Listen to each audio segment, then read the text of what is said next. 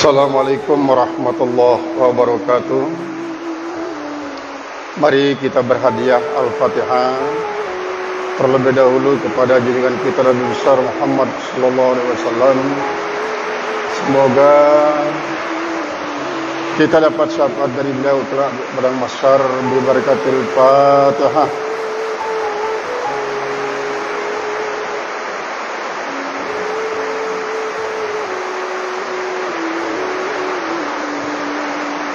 Kedua,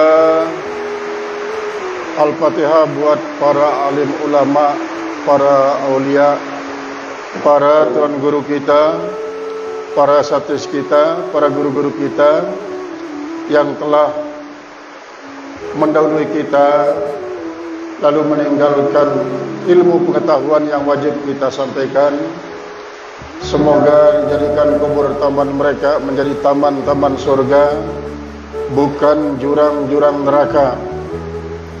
Dan mudah-mudahan kita yang masih hidup dapat mewarisi ilmu pengetahuan yang berkat bermanfaat dunia akhirat dari para tuan guru dan para ulama dan guru-guru kita itu.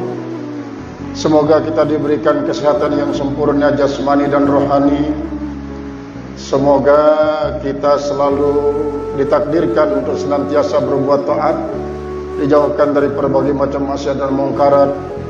Mudah-mudahan pula Allah memberikan kita rezeki yang berlimpah barakah dengan cara mudah, menjadi bekal kita beribadah untuk bertakarrub kepada Allah dan kelak bersama para ulama dan aulia, bersama tuan guru tuan guru kita dimasukkan ke dalam Jannatul Firdaus. Barakatul Fatihah.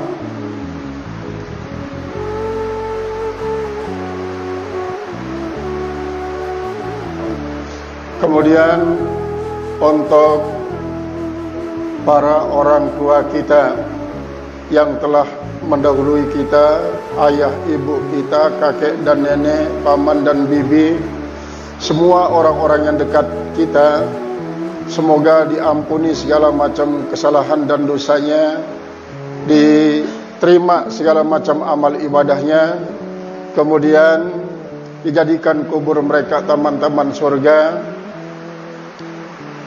bukan jurang neraka. Kita mohonkan juga semua keluarga kita yang sakit, semoga digantikan penyakitnya dengan kesehatan yang sempurna, diberikan usia panjang, sehat walafiat, yang kesulitan untuk mendapatkan rezeki supaya diberikan kemudahan, yang sengsara diberikan kebahagiaan, yang susah diberikan kesenangan. Bagi anak-anak kita yang menunggu masa pengumuman, baik pengumuman sekolah, ujian sekolahnya maupun yang akan melanjutkan ke perguruan tinggi ataupun yang sudah pergi ke luar negeri untuk mencari ilmu dan mencari rezeki, semoga mereka diberikan ilmu dan rezeki yang bermanfaat dunia akhirat, dijauhkan daripada berbagai macam fitnah bala, daripada segala macam tantangan dan rintangan. Bi barakatil Fatihah.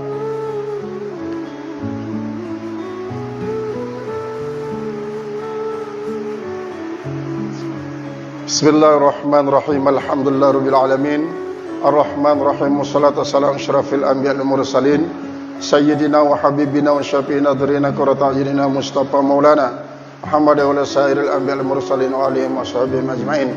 Allahumma ighfir lana dzunubana wa tub 'alaina wa lidaina jamil mu'minin wal mu'minat wal muslimin wal muslimat al ahya'i minhum wal amwat. Allahumma iftah qulubana wa arifin wa alimna ulumal anbiya'i wal mursalin waj'alna minal ulama'il amilin wa akrimna bi karamatil awliya'il arifin waj'alna minal awliya'il muqarrabin alladzina la khaufun 'alaihim wa lahum yahzanun. Subhanaka la ilma lana ma 'allamtana innaka antal alimul hakim. Walhamdulillahirabbil alamin. Qala al-musannif rahimahullahu ta'ala, la tarfa'anna ila ghairihi hajatan huwa muriduha alaika fa kaifa yarfa'u ghairuhu ma kana huwa lahu wadi'an man la yastati'u ay yarfa'a hajatan an nafsihi fa kaifa yastati'u ay yakuna laha an ghairihi rafi'an. La tarfa'an ila ghairihi hajatan. La tarfa'an, jangan kau mengangkat, janganlah kau mengangkat ila ghairihi, kepada selain Allah, hajatan, akan keperluan, akan hajat. Huwa muriduha, padahal dia Allah yang mendatangkan hajat itu. Padahal dia Allah yang mendatangkan hajat itu alaika, atas engkau. Fa kaifa yarfa'u ghairuhu, maka bagaimana akan bisa mengangkat oleh selain dia? Bagaimana akan bisa mengangkat oleh selain dia? Makana huwa lahu, apa yang adalah dia Allah Subhanahu wa taala, lahu, baginya, bagi Allah Subhanahu wa taala, wadi'an, menaruh, man la yastati'u, orang yang tidak mampu, ayyarfa'a hajatan, bahwa dia mengangkat akan keperluan, an-nafsi, daripada dirinya sendiri. Fakaifa yastati'u, bagaimana dia akan mampu, ayyakuna laha, bahwa ada baginya, an ghairihi rafi'an, daripada orang lainnya dia sebagai pengangkat. Idza awradallahu ta'ala, apabila mendatangkan oleh Allah Ta'ala, alaika, atas engkau, hajatan, satu keperluan, au anzala bika, atau dia menurunkan dengan engkau, nazilatan, akan suatu penurunan, fa'lam, maka ketahuilah olehmu, annahu la rafi'alaha, bahwasanya tidak akan ada yang mengangkat baginya, siwahu, selain daripada dia. Karena yastahilu ayyarfa'a ghairuhu, mustahillah bahwa mengangkat oleh yang lainnya, makana huwa lahu wadi'an, yaitu apa yang ada dia yang menaruh baginya, li thubuti tauhidihi, karena tetap pengesaannya,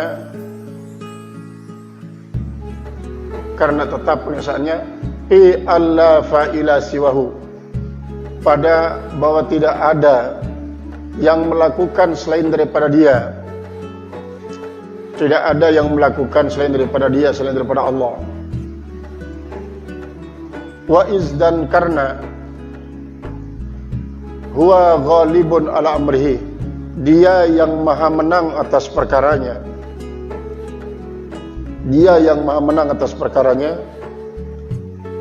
la yughalibuhu ahadun, tidak ada yang bisa mengalahkan dia selain seseorang, oleh seorang. Wa yastahilu ayyarfa'aha, dan mustahil bahwa dia mengangkatnya, angka daripadamu, bahwa mustahil akan dapat mengangkatnya daripadamu, man la yastati'u, orang yang tidak mampu, ayyarfa'aha, untuk mengangkat dia, an-nafsi, daripada dirinya sendiri. Lau nazalat bihi, jikalau dia menurunkan dengannya, lisubuti ajzi, karena tetap kelemahan yang lain itu, wadu'fi, dan kelemahannya, wa minal mahali, dan diantara yang mustahil, ta'alluquka fi hajatika, masih bergantungmu pada keperluanmu,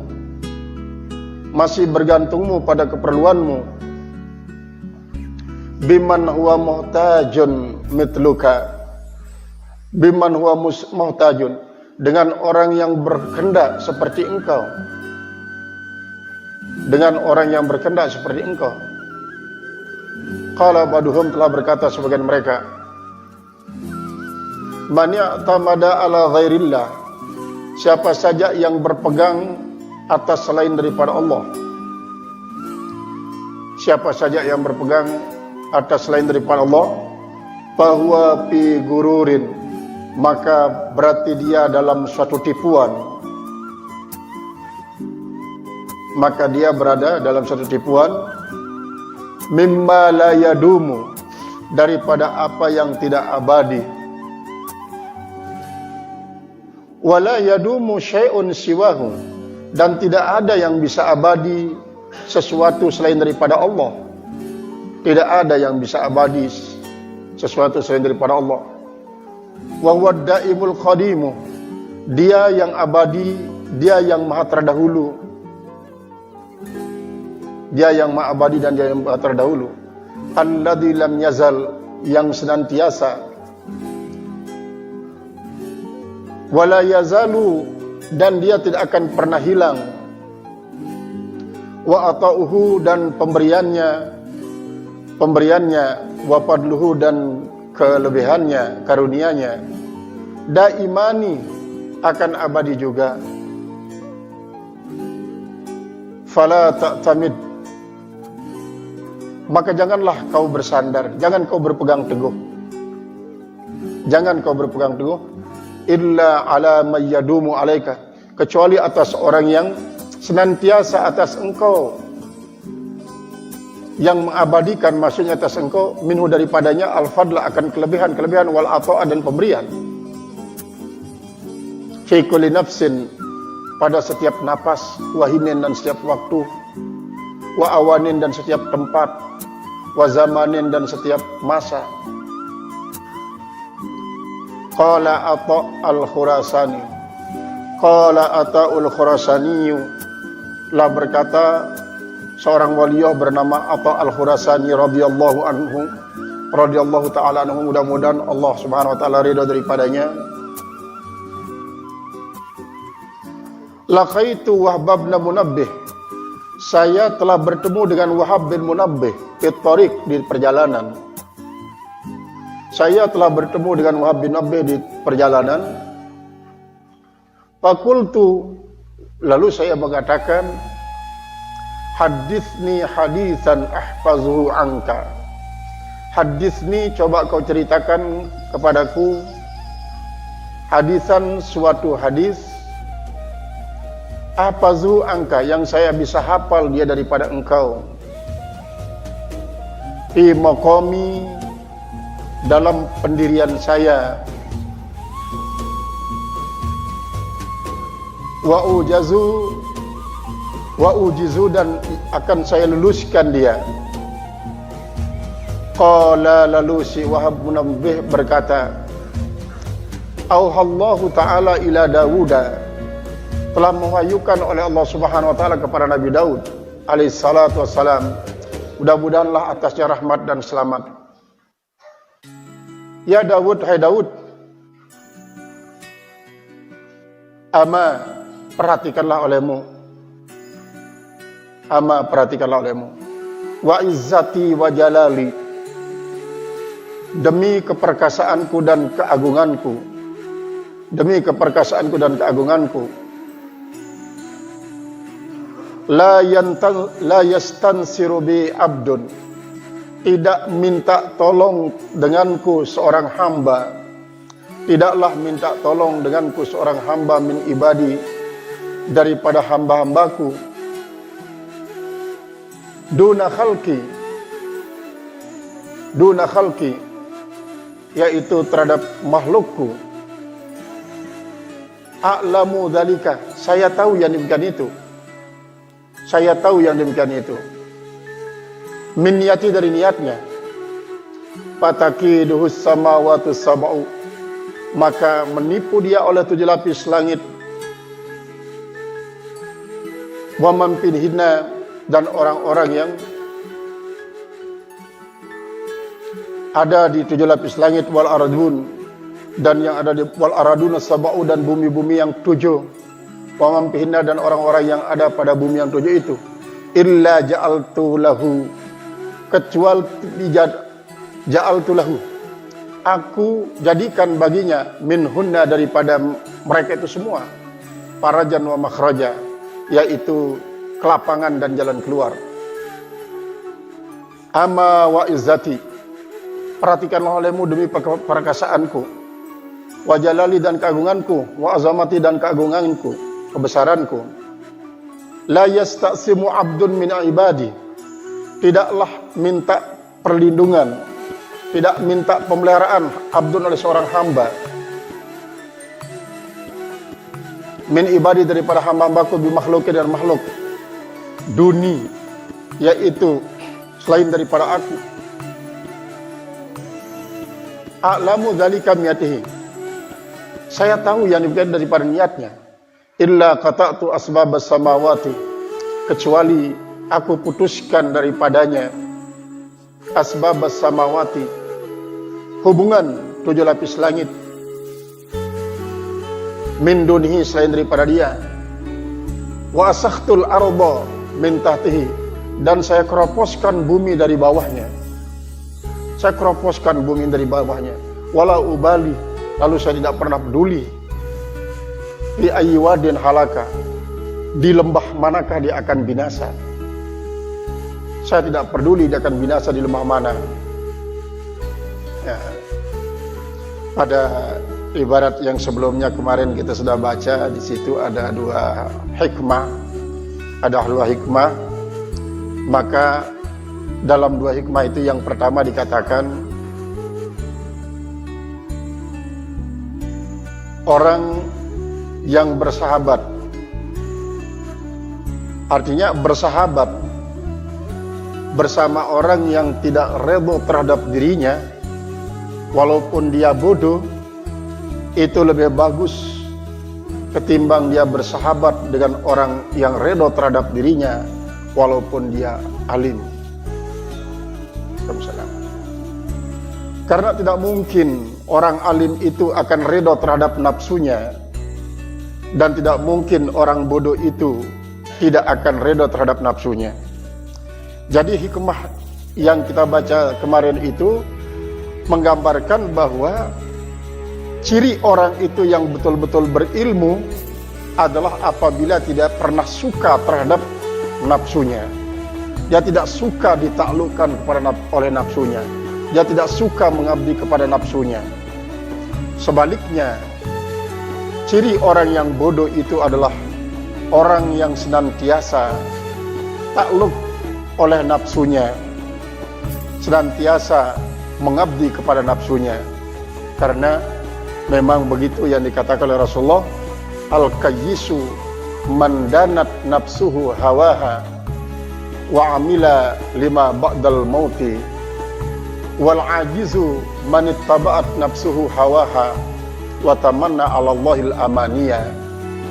Orang yang mulia, orang yang perkasa adalah orang-orang yang hawanya, orang-orang yang nafsunya selalu menaklukkan akan keinginannya, artinya tidak mau memperturutkan keinginannya, dan selalu beramal untuk kepentingan setelah dia mati nanti. Sebaliknya, orang lemah adalah orang yang selalu memperturutkan keinginan dirinya dan selalu berangan-angan untuk mendapatkan sesuatu kepada Allah tanpa ada realisasi dari keinginannya itu. Nah, itu sebabnya dikatakan bahwa sesungguhnya yang dibidikan dalam hikmah tersebut adalah jangan pernah bersahabat dengan orang yang suka memperturutkan keinginannya. Maka temanilah olehmu orang-orang yang tidak pernah suka memperturutkan hawa nafsunya. Kemudian yang kedua, hikmah yang kita baca dulu adalah syu'aul basirati yushhiduka kurbahu minka. Waalaikumsalam. Sinar daripada basirah itu dapat memberitahukan, memperlihatkan kepada engkau akan dekatnya Allah dari dirimu. Wa ainul basirati, sedangkan ainul basirah yushiduka adamaka liwujudihi, memperlihatkan kepada dirimu akan tidak adamu karena adanya Allah. Wa haqqul basirati yushiduka wujudahu la adamaka wala wujudakan, sedangkan hakul basirah itu memperlihatkan kepada dirimu akan adanya, tapi dia tidak mau memperlihatkan ketidakadaanmu dan keadaan dirimu. Nah, ini artinya kita dikasih tahu tentang apa itu yang namanya su'aul basirah dan apa fungsinya. Apa itu ainul basirah, apa fungsinya. Kemudian apa itu hakul basirah, apa fungsinya. Itu. Kemudian yang ketiga, berarti 4 yang kita baca kemarin itu. Kanallahu wala syai'un ma'ahu wa huwal ana ma alaihi kana. Allah itu adalah yang ada. Tidak ada sesuatu bersama Allah. Dan Allah itu senantiasa, keberadaannya sekarang itu seperti keberadaannya yang dulu. Tidak pernah berubah. Kemuliaannya tidak pernah bertambah dengan ibadahnya semua makhluk. Dan kemuliaannya tidak akan pernah berkurang dengan durhakanya semua makhluk. Nah, kemudian yang ketiga, yang keempat adalah la tata'adda niyata himmatika ila ghairihi fal karimu la tatakhattahul amalu. Jangan kau pernah melampaukan, artinya melewatkan akan niat keinginanmu itu kepada selain daripada Allah. Karena orang yang mulia itu adalah orang yang tidak pernah melewati Allah akan cita-citanya. Nah, inilah yang dipertegas oleh hikmah yang kita baca tadi.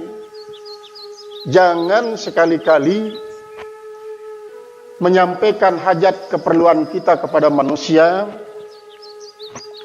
tetapi sampaikanlah dia kepada Allah. Jangan kepada makhluk.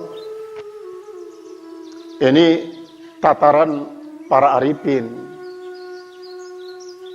Sementara kita memang belum, karena belum kita coba mengadakan tahapan.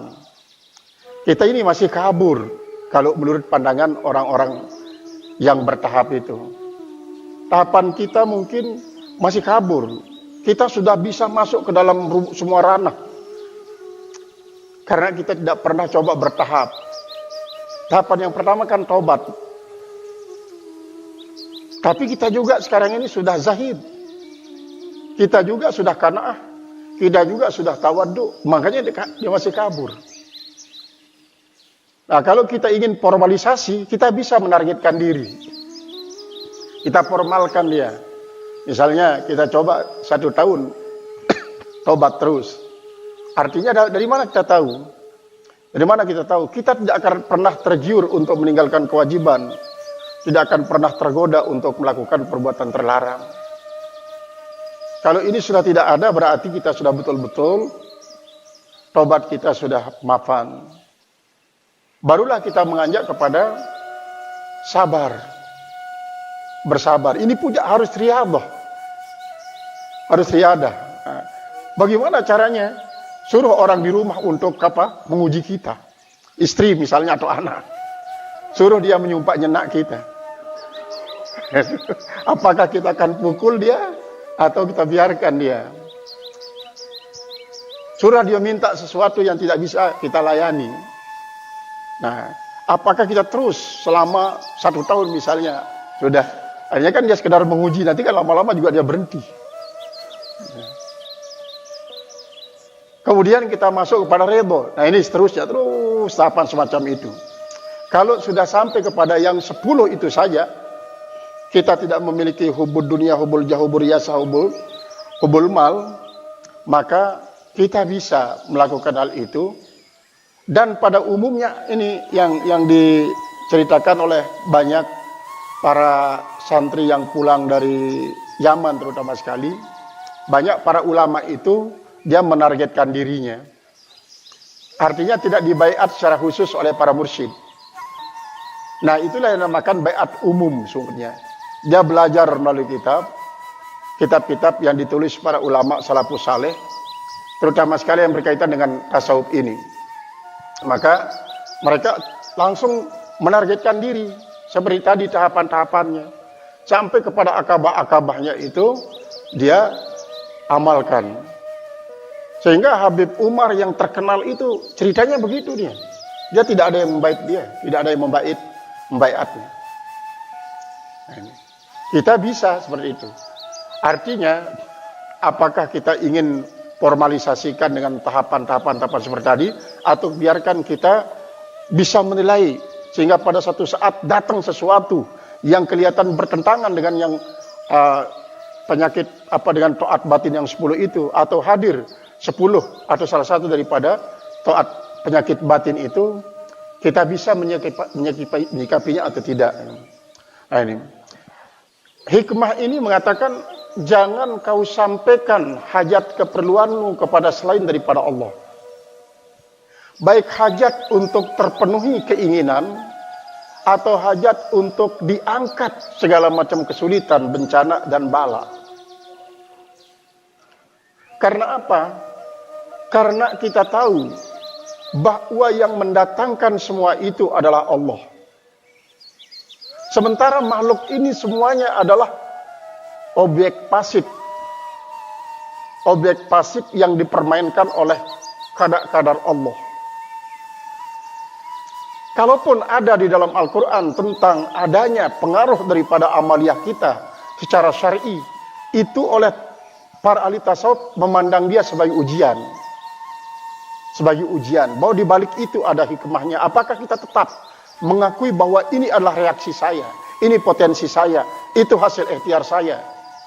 Sehingga banyak orang-orang yang mengatakan innallaha la yughayyiru ma biqaumin hatta yughayyiru ma bi anfusihim. Itu terus dia. Itu secara syar'i, ya, betul. Tapi itu tetap menjadi ujian. Sama dengan perintah kulu wasrabu, nanti di sini ada. Perintah kulu wasrabu wala tusrifu. Silakan kalian makan, silakan kalian minum. Yang penting jangan berlebih-lebihan. Artinya makan apa saja boleh. Yang penting jangan berlebihan. Kulu min thayyibati ma razaqnakum. Makan semua yang thayyib-thayyib daripada apa yang saya berikan. Ini kan menurut syariat boleh. Menurut syariat boleh. Tapi itu tetap oleh para sufi mengandang dia sebagai suatu ujian. Makanya para sufi untuk tidak mengurangi nikmatnya di akhirat nanti, dia tidak akan pernah untuk menengok kenikmatan-kenikmatan secara berlebihan di dunia ini. Hakikat daripada ketika mereka puasa, hanya berbukanya hanya dengan air putih, kemudian nasi putih tanpa sayur mayur, itu sungguhnya adalah supaya tidak mengurangi kenikmatannya di akhirat itu nanti. Pada waktu dia nyahur juga begitu. Hanya air putih dengan nasi putih supaya tidak berkurang kenikmatannya. Karena otomatis itu semua akan bisa mengurangi kenikmatan. Pada sebuah kisah yang pernah dialami oleh Rasulullah SAW ketika beliau keluar dari rumah, tiba-tiba datang ke masjid. Dia lihatlah Abu Bakar sedang berdiri sholat tahajud di masjid. Tidak lama kemudian datang Umar bin Khattab lagi. Tidak lama kemudian datang yang lagi sahabat-sahabat yang lain. Akhirnya banyak yang salat tahajud pada malam itu. Begitu pagi-pagi tiba, saat pada sudah selesai sholat, Rasulullah bertanya, kenapa tumben ini kita sama-sama bertemu di masjid untuk salat lail? Tidak bisa tidur di rumah ya Rasulullah. Kenapa? Ini perut tidak ada isinya. Air seteguk pun tidak ada yang diminum. Korma sebiji pun tidak ada yang dicicipi. Saya juga begitu, kata Rasulullah SAW. Ayo kalau begitu kita silaturahim ke rumah salah seorang sahabat. Sampai di rumah sahabat itu dia lihat bahwa di situ ada istrinya yang ada, suaminya sedang pergi mengambil air. Maka istri sahabat perempuan ini adalah menyuruh Rasulullah untuk duduk. Suami saya sedang mengambil air untuk kebutuhan hari ini. Begitu sahabat laki-laki ini pulang, dia mengatakan tidak ada orang yang lebih mulia dari saya sekarang ini. Karena didatangi oleh para tamu yang mulia. Langsung dia mengambil seekor anak kambing kecil yang masih muda. Kemudian disuruh istrinya untuk menyembelih. Kemudian dibikin rawon dengan itu roti. Sampai jadi. barulah dikasih Rasulullah untuk sarapan pada saat itu. Begitu Rasulullah menikmati dengan para sahabat, lalu dia pamitan dari sahabat ini, lalu Rasulullah mengatakan dengan firman Allah, wala tus'alunna yawma idzin 'anin na'im. Ingat, semua nikmat itu akan bertanggungjawabkan di hadapan kau di Rabbul Jalil kelak. Termasuk yang kita nikmati tadi, termasuk ini tidak ada yang ketinggalan. Yang dinikmati sekarang ini, kata Rasulullah SAW, yang dapat dari sahabat tadi.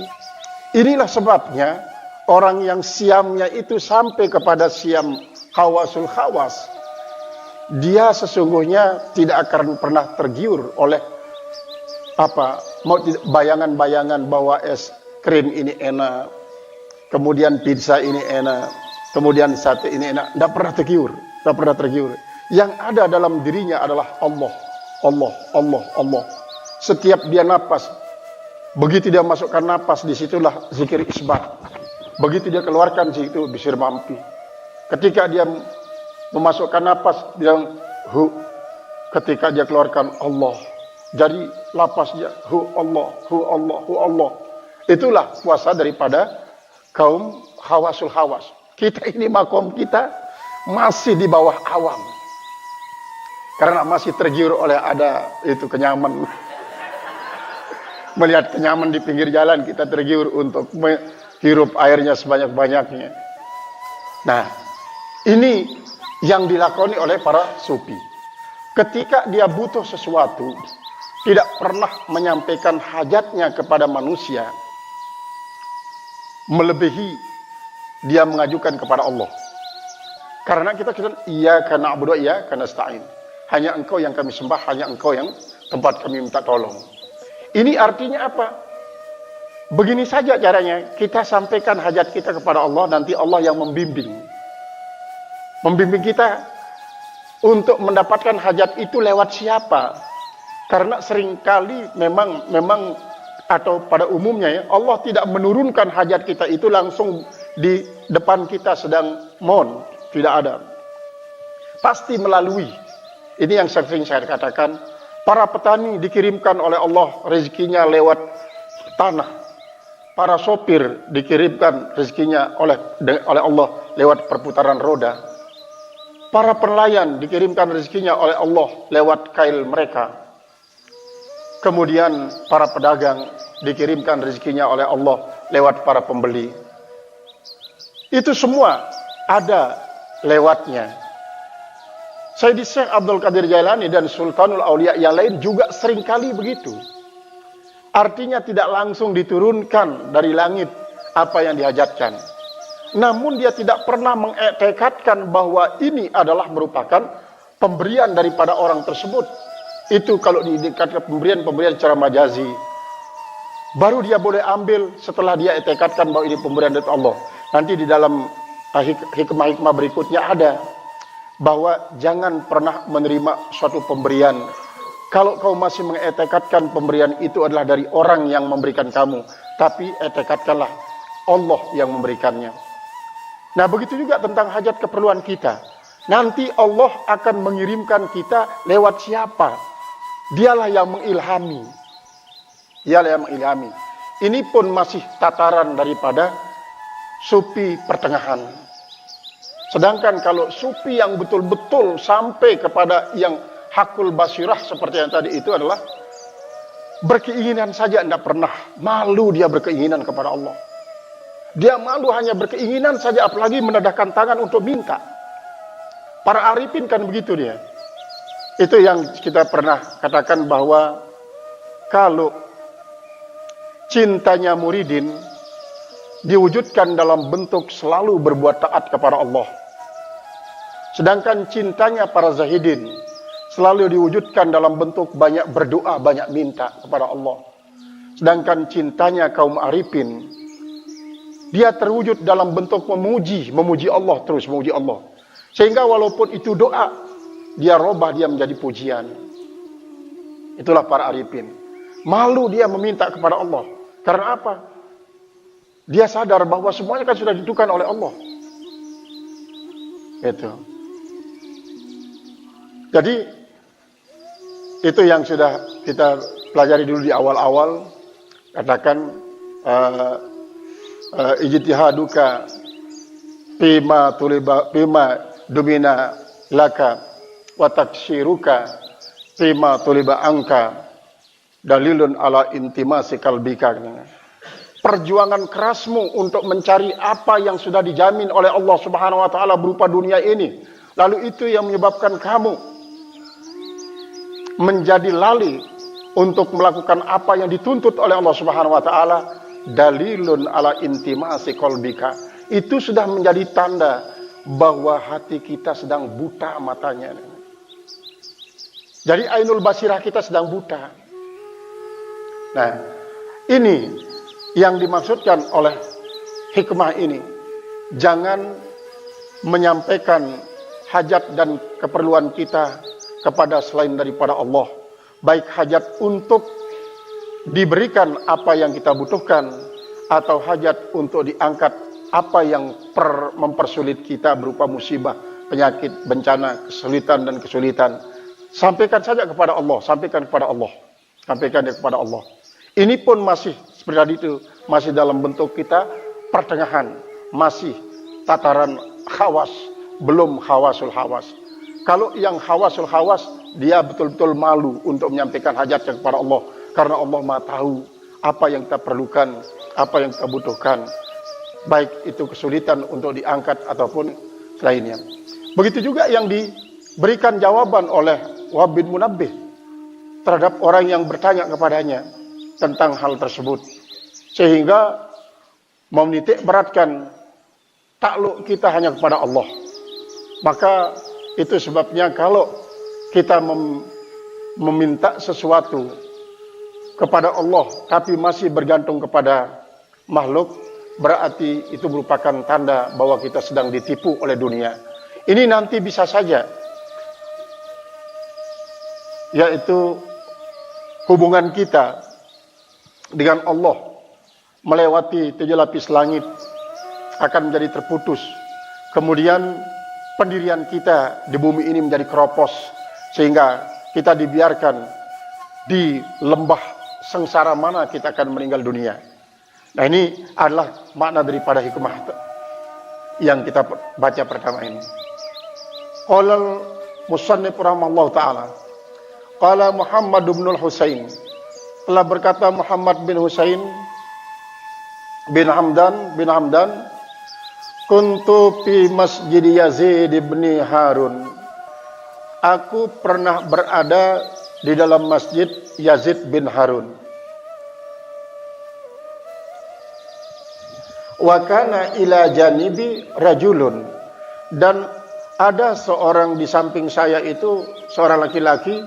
Kultuhu, saya tanya dia, mas muka, siapa namamu? Siapa namamu? Faqala Sa'id, nama saya Sa'id. Fakultu ma kunyatuka, lalu saya tanya lagi, apa kunyahmu? Qala Abu Usman, kunyah saya Abu Usman. Fasaltu, lalu saya tanya dia, angkisati, daripada ceritanya, bagaimana dia bisa berada di sini, teman-teman. Wa khabarihi, dan ceritanya. Faqala, maka Usman itu, Abu Sa'id yang namanya Abu Usman itu, atau Abu Usman yang namanya Sa'id itu berkata, nafidat nafaqati, telah habis bekal saya. Fakultu, lalu saya katakan, wa man tu'amilu lima kad nazalabika, siapa yang kau harapkan bagi apa yang telah turun denganmu? Faqala Yazid, maka berkata Yazid, fakultu izan, maka saya katakan, kalau begitu la yas'abuka bihajatika, itu tidak akan bisa menolong kamu dan keperluanmu. Wala yanjahu talabuka, dan tidak akan bisa lulus permintaanmu. Wala yubaliguka amaluka, dan tidak bisa menyampaikan kamu oleh cita-citamu. Faqala, lalu dia berkata, wa ma ilmuka bihadza, bagaimana pengetahuan kau dengan ini? Rahimakallahu, mudah-mudahan memberi rahmat akan kau oleh Allah. Qultu, inni qara'tu fi ba'dil kutubi, sesungguhnya saya pernah membaca pada sebagian kitab, annallaha azza wa jalla, bahwasanya Allah yang Maha Perkasa dan Maha Agung, yaqulu, dia berkata, wa izzati wa jalali wa judi wa karami, wa izzati, demi keperkasaanku, wa jalali, dan demi keagunganku, wa judi, dan demi kedermawananku, wa karami, dan demi kemuliaanku, wartifai, dan demi ketinggianku, fauqa arsy, jauh di atas arasku, fi ului makani, di ketinggian tempatku, la uqatti anna amala kulli mu'milin li ghairi, la uqatti anna, pertama lamul ibtida, nun taukid sakilah mubasyarah, menjadi penguat daripada pernyataan Allah. La uqatti anna, sungguh-sungguh kami akan putuskan, amala kulli mu'milin, yaitu cita-cita, harapan semua orang-orang yang berharap li ghairi, selain daripada saya,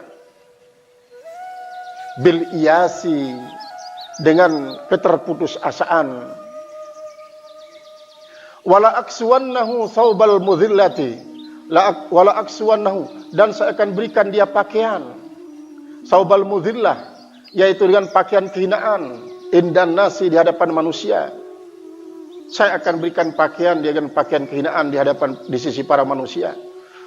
Wala unhiyannahu min qurbi, dan saya akan menjauhkan dia dari dekat saya. Saya jauhkan dia dari dekat saya. Wala uqatti annahu min wusli, dan saya akan putuskan dia daripada sampainya dia kepadaku. Ayu amilu ghairi, apakah dia mengharapkan selain aku? Innawaibi, pada semua kesulitan-kesulitan, wasyadaidi, dan semua kekerasan-kekerasan,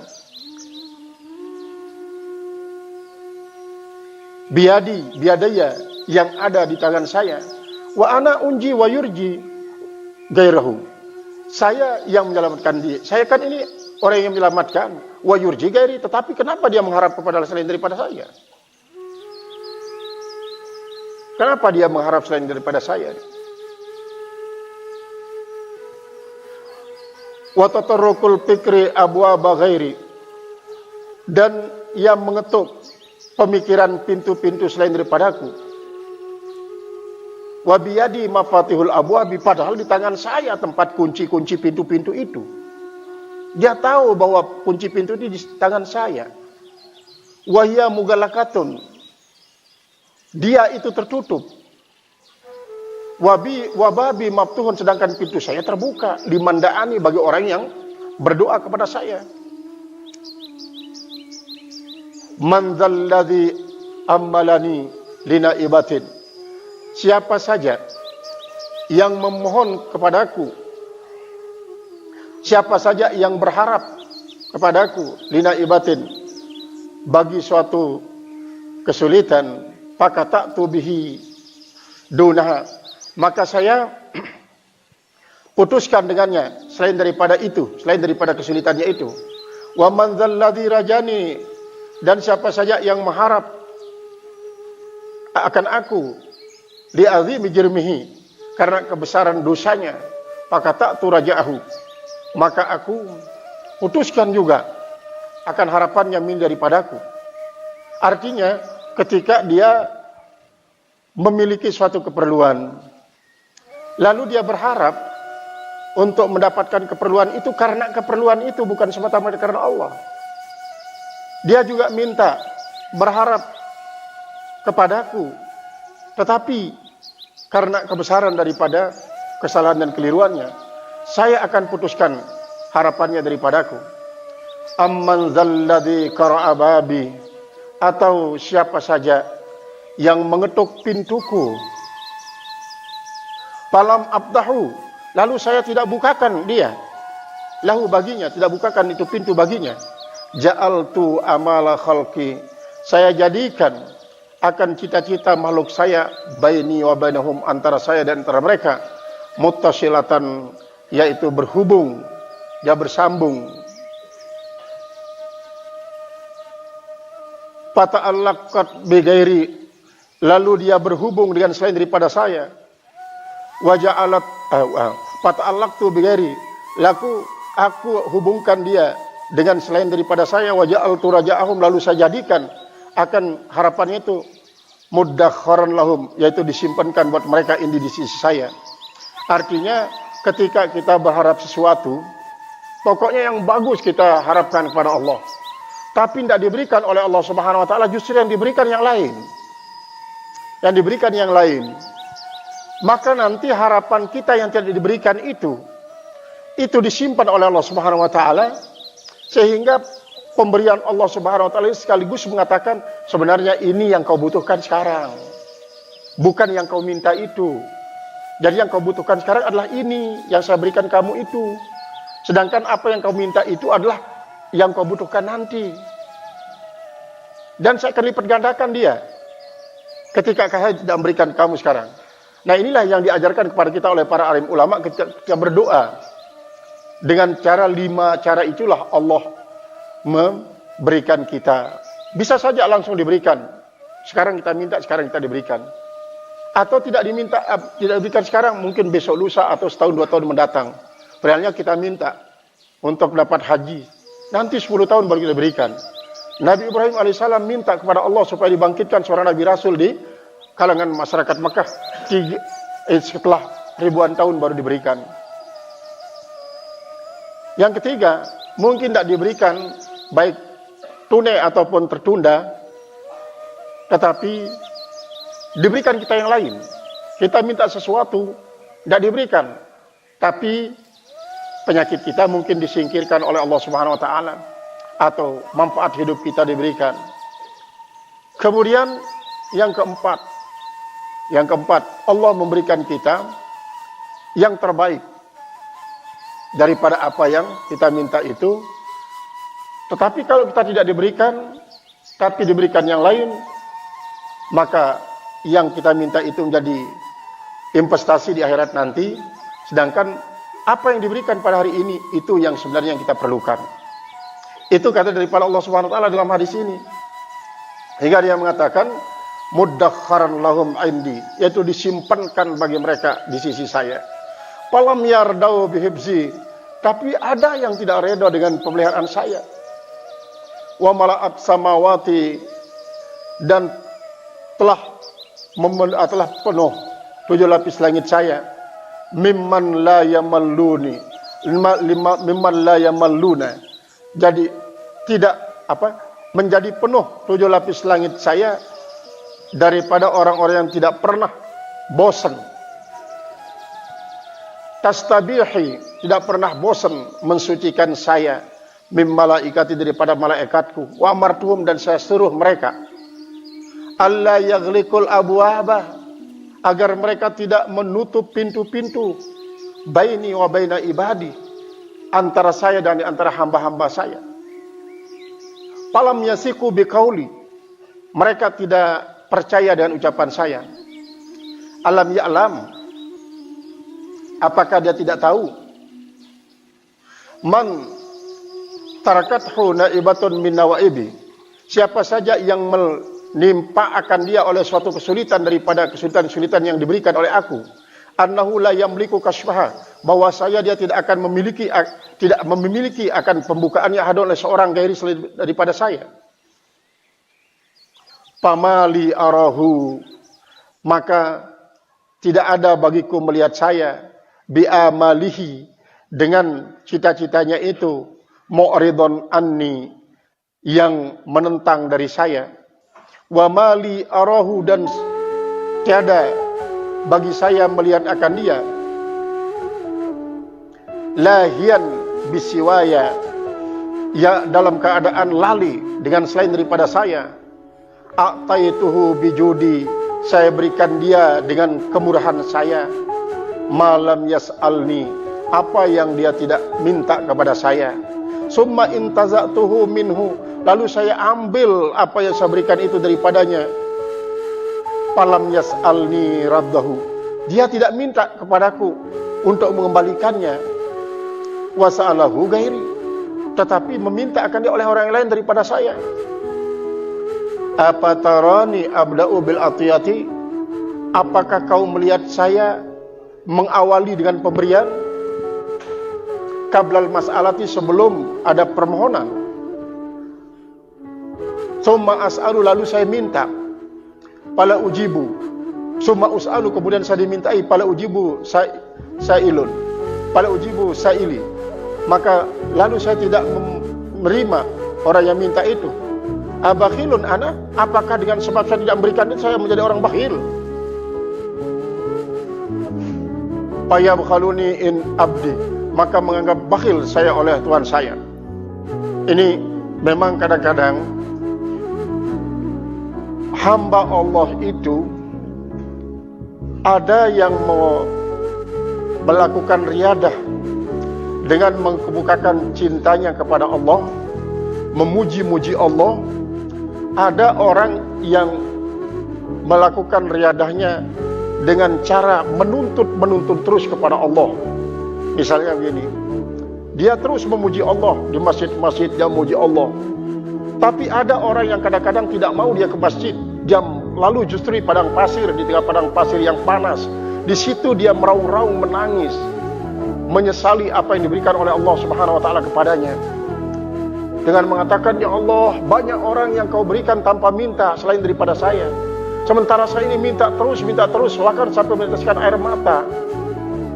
Berapa meter kubik pasir yang kering ini menjadi basah dengan tetesan air mata saya. Untuk meminta suatu kedekatan kepada engkau, tapi kau tidak berikan kepada saya. Karena tanda-tandanya tidak ada. Terus ya begitu. Akhirnya dengan cara begitu dia diberikan oleh Allah Subhanahu wa taala kedekatan. Karena orang-orang semacam itu kelihatannya bukan orang yang putus asa, tapi orang-orang yang minta terus untuk mendapatkan kedekatan dari Allah Subhanahu wa taala. Sehingga mereka itu diberikan. Ada orang-orang yang riyadah dengan cara bersenang-senang. Yaitu bersenang-senang artinya seperti orang ini yang zikir, wirid, selawatan, istighfaran dan rame-rame banyak orang. Dia mengumpulkan orang sebanyak-banyak sehingga begitu banyaknya orang ini bagikan tidak pernah ada sejengkal tempat pun tempatnya setan.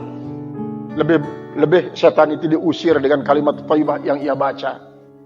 Dia dapatkan apa yang diinginkan, yaitu dekat kepada Allah Ta'ala. Ada orang yang tidak seperti itu. Dia masuk ke dalam gua, dia biarkan dirinya di sengsara, tidak dapat makan dan tidak dapat minum. Akhirnya dia mendapatkan hal itu. Dia diberikan oleh Allah Subhanahu wa taala.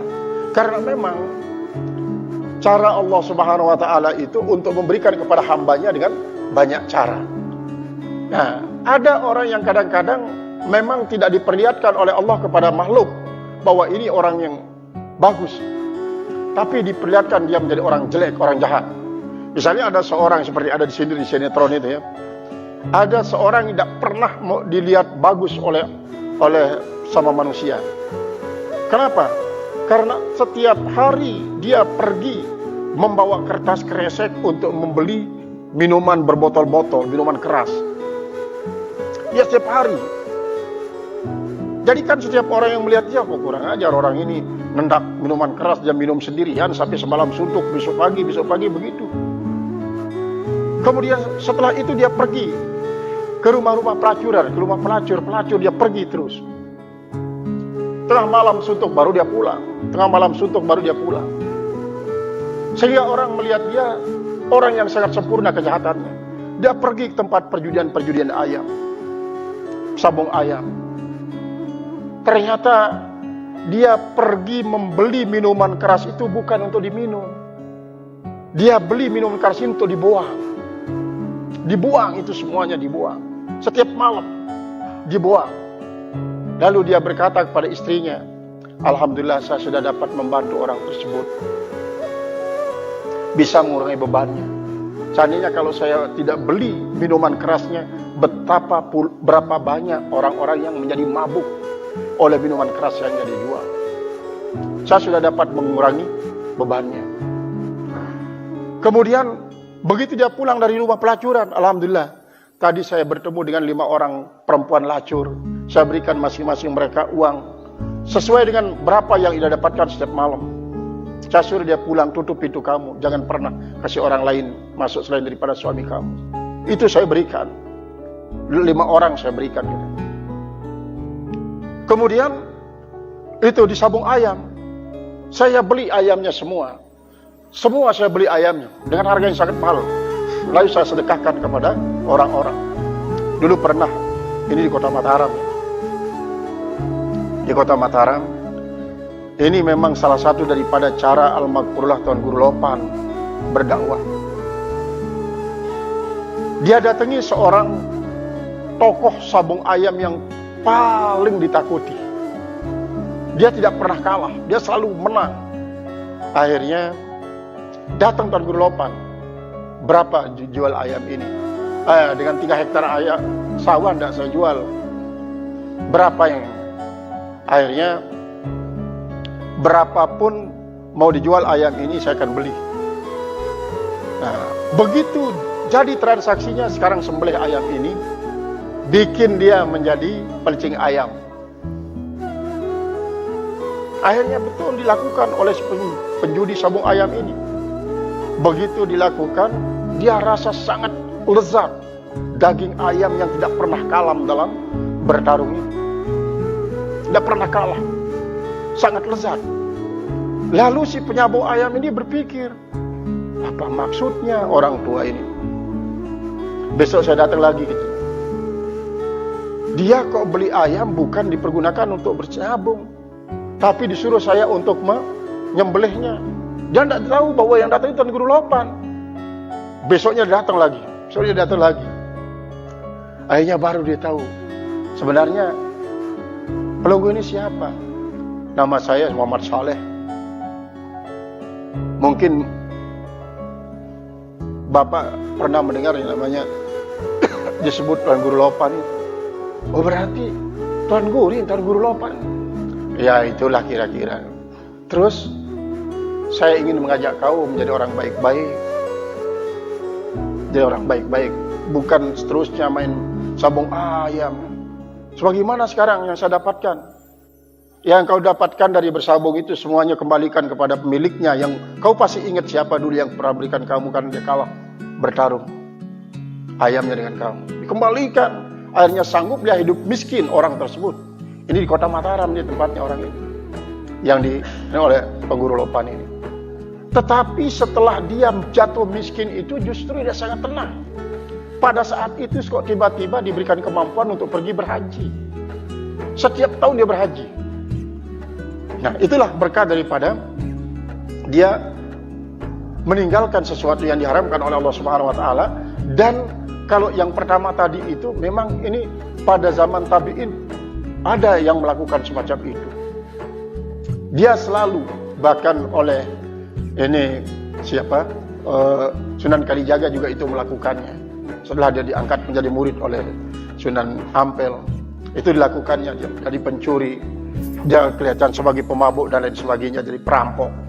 Sehingga tidak ada yang mengetahui dia sebagai seorang kekasih Allah Subhanahu wa taala karena yang dilihat adalah kejahatannya saja. Hanya kejahatannya saja. Qala al-musannif rahimallahu taala. Kemudian faman zalladzi yaqta'uha duni. Siapa sih yang akan memutuskan dia selain daripada saya? Wa ma asa'ayu amilal mu'amiluna. Dan hampir-hampir tidak berencana orang-orang yang berencana. Lau qultu lahli samawati. Kalau saya katakan bagi semua penduduk langit saya, wali ardi dan penduduk bumi saya, amaluni summa ataitu kulla wahidin. Amaluni, berharaplah kalian kepadaku. Kemudian saya berikan masing-masing setiap orang minum daripada mereka, minal fikri daripada pemikiran, mislima ataitul jami'ah, seperti saya berikan kepada semua. Ma nakasa zalika min mulki. Tidaklah mengurangi yang demikian itu daripada kerajaan saya. Adu zarratin, yaitu seukuran anggota seekor semut yang paling kecil. Seekor semut yang paling kecil ini, zarah itu memang diartikan semua paritas serangga sebenarnya, bukan hanya semut. Karena kalau semut secara khusus itu an-namlah, itu semut. Kalau zarah ini semua paritas serangga, termasuk corona. Ini seandainya kalau corona ini yang tidak bisa dilihat dengan mata telanjang, lalu dulu pernah kita juga di awal-awal kita tanyakan bagaimana sebesar kakinya itu sih, ya, berapa besar songotnya, bagaimana besar kepalanya. Nah, seandainya seukuran salah satu anggota daripada corona ini tidak ada berkurang sedikit pun kemuliaan Allah, dengan sebab mereka saya berikan semuanya apa yang mereka minta, kata Allah, tidak akan bisa mengurangi kemuliaan saya. Ana qayyimuhu, saya yang mendirikannya. Paya bu'sal qanitin, paya bu'sal qanitin, paya bu'sal qanitin, alangkah celakanya orang-orang yang berputus asa min rahmati, daripada rahmatku. Waya bu'saman asani, alangkah celakanya orang-orang yang durhaka kepadaku. Walam yuraqibni, dan dia tidak mengawasi saya, artinya dia tidak menyadari saya yang mengawasi dia. Wasabata ala maharimi, lalu dia tetap atas apa yang saya haramkan. Dia terus-menerus bergelimang dengan keharaman-keharaman. Walam yastahi minni, dia tidak pernah merasa malu daripadaku. Qala rahimakallahu, berkata rahimakallah, mudah-mudahan Allah memberikan rahmat kepadamu. Amli hadal haditha, tulislah, diktekanlah hadis ini, alayya, atasku. Fakatabahu, maka dia pun menulisnya. Summa qala, kemudian dia berkata, wallahi la aktubu hadithan ba'dahu, demi Allah saya tidak akan menulis satu hadis pun setelah ini. Nah ini, qultu, aku katakan, wal aslu alladhi yumbana alaihi hadal makna, dan dasar yang dibangun atasnya makna ini, wa tahaqqukul abdi fi maqami husni zanni, yaitu adalah tahaqqukul abdi, yaitu bersungguh-sungguhnya seorang hamba, fi maqami husni zanni billah, yaitu berada pada makam husnuzon dengan Allah Ta'ala. Walidzalika akhadal muallifu, karena inilah telah mengambil oleh al-musannif rahimallahu ta'ala fi dzikrihi, pada zikirnya, biatari dengan pengaruhnya. Faqala, udah jam berapa ini? Oh, masih jauh, mudah-mudahan masih jauh nih. Insyaallah masih kuat ya, insyaallah. Faqala, maka dia berkata, illam tuhsin zannaka bihi, jika kau tidak memperbaik persangkaanmu dengannya, li ajli husni wasfihi, karena baik pensifatannya, fahassin zannaka bihi, maka perbaikilah persangkaanmu dengannya, liwujudi muamalatihi, karena ada muamalahnya maka bersama engkau.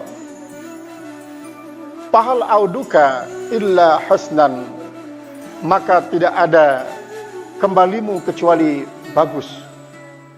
Wahal asda ilaika illa mananan illa minanan, dan tidak ada asda ilaika, yaitu kecenderungan kepadamu, kecuali pemberian-pemberian. Husnuzonni billah, baik sangka dengan Allah Ta'ala itu, ahadu maqamatil yakin, salah satu daripada makam-makam keyakinan. Wan nasu fihi ala qismaini, dan manusia atas husnuzon terhadap Allah itu terbagi menjadi dua.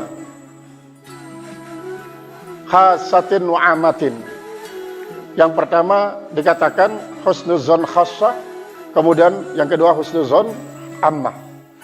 Fal khassatu, maka yang khusus, hasanuzanna bihi, mereka telah memperbaiki persangkaannya dengan Allah, lima huwa alaihi minan nu'uti as-saniyati, karena apa yang ada atasnya daripada sifat-sifat yang mulia, sifat-sifat yang mulia, wasifatil aliyati, dan sifat-sifat yang tinggi.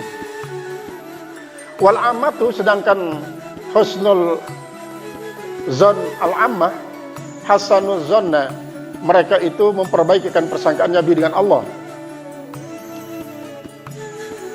Lima hamma fihi min subughir ni'ami, karena apa yang ia telah yakini. Lima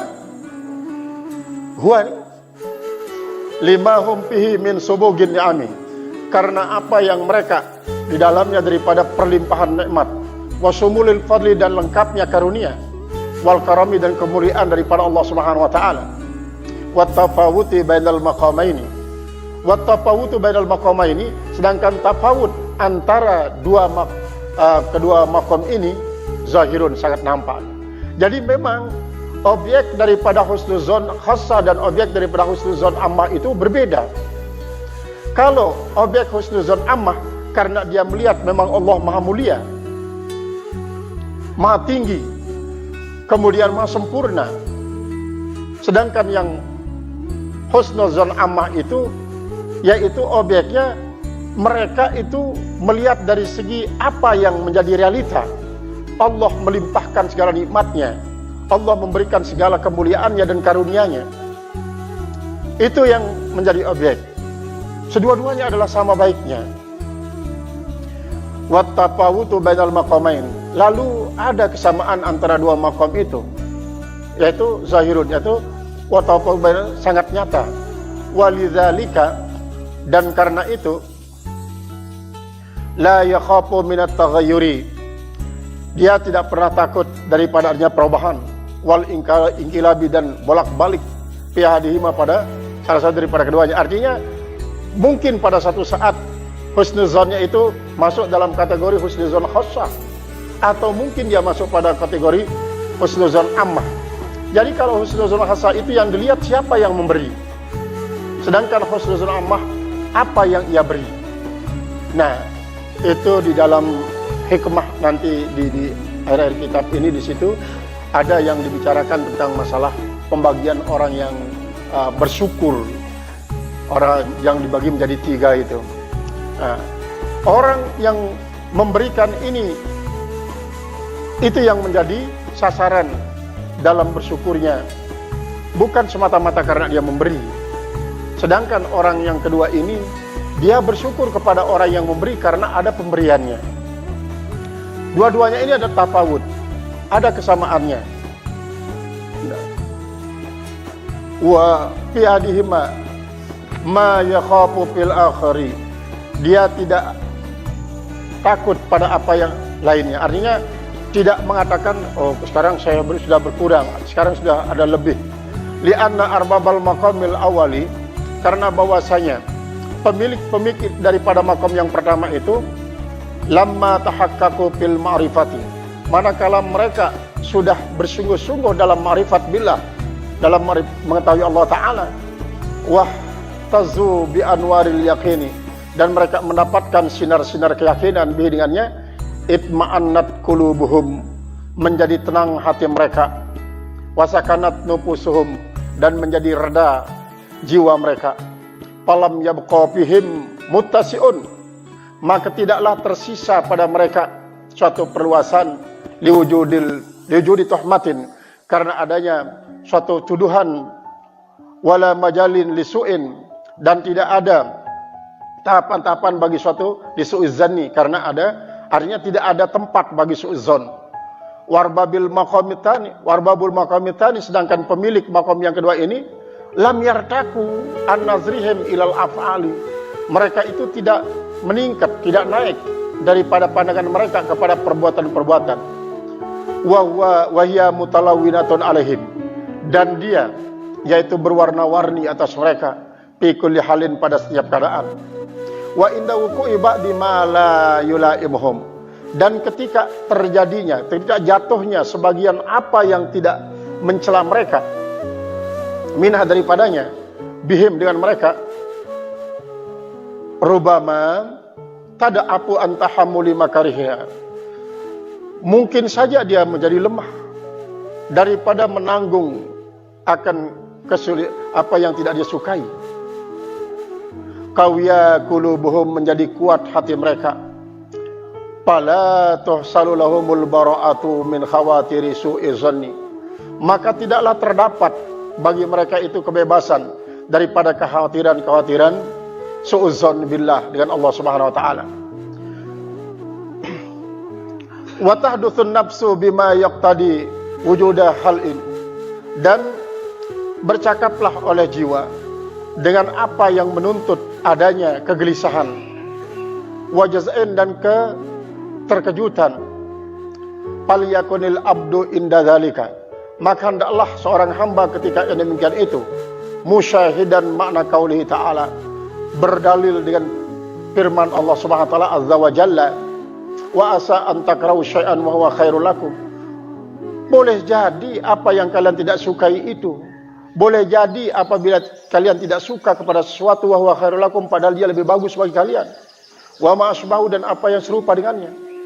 Wal yaqis nadira 'alal ghalib, maka hendaklah dia mengkias yang jarang itu atas yang biasa. Para ulama mengatakan, iza lam tamna gairaka an su'iz zanni bika wajbur nafsaka ala husni zanni bigairika. Iza lam tamna gairaka, apabila kau tidak bisa menegah orang lain, an su'iz zanni bika, daripada su'udzon terhadapmu, apabila kau tidak mampu menegah orang lain su'udzon terhadapmu, wajbur nafsaka an husni zanni bigairika, maka paksakan dirimu untuk selalu husnuzon terhadap orang lainmu.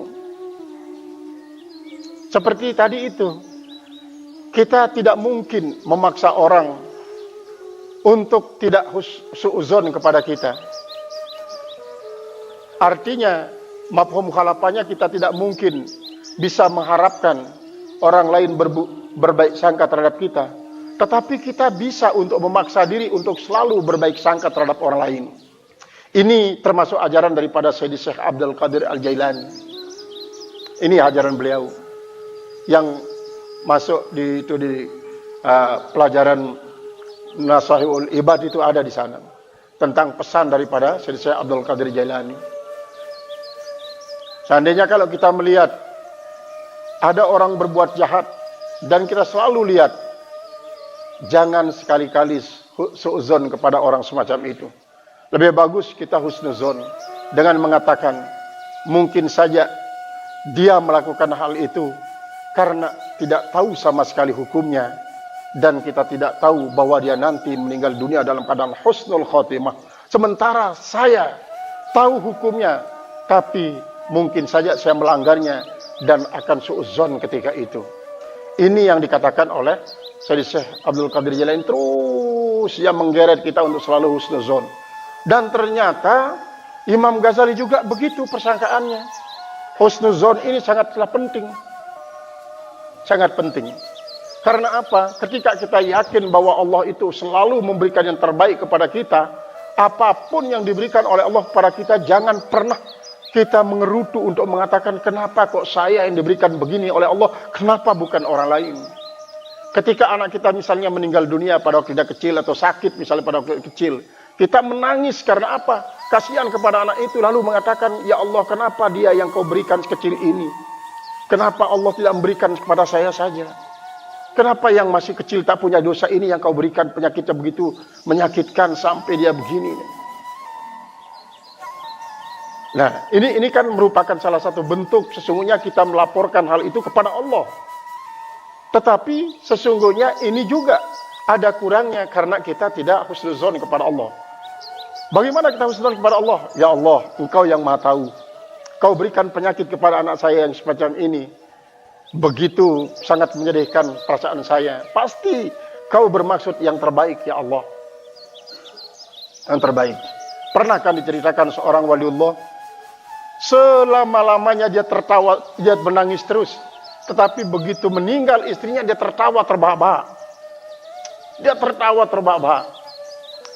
Lalu banyak orang yang datang, ya berarti tuan ini senang istrinya meninggal supaya dapat nikah bersama gadis-gadis belia yang banyak itu mengelilingi tuan sekarang ini. Bukan dia sambil tertawa, tapi dia sambil tertawa, bukan. Kok sebelumnya tuan terus menangis sampai sekian puluh tahun menangis terus, kenapa begitu istrinya meninggal sekarang tertawa? Ketika saya menangis itu tangis karena takwa. Saya tertawa juga tertawa karena takwa, bukan karena senang ditinggalkan oleh istri. Tetapi apa? Kalau saya menangis sekarang berarti berubah tangisan saya. Nangis karena meninggal istri saya bukan tangis takwa lagi. Setan yang tertawa terbahak-bahak melihat saya menangis. Tapi kalau saya tertawa begini, setan ngomel dia katanya. Ngomel setan-setan itu sambil matuk-matukkan kepalanya di batu-batu besar. Kurang ajar orang tua ini.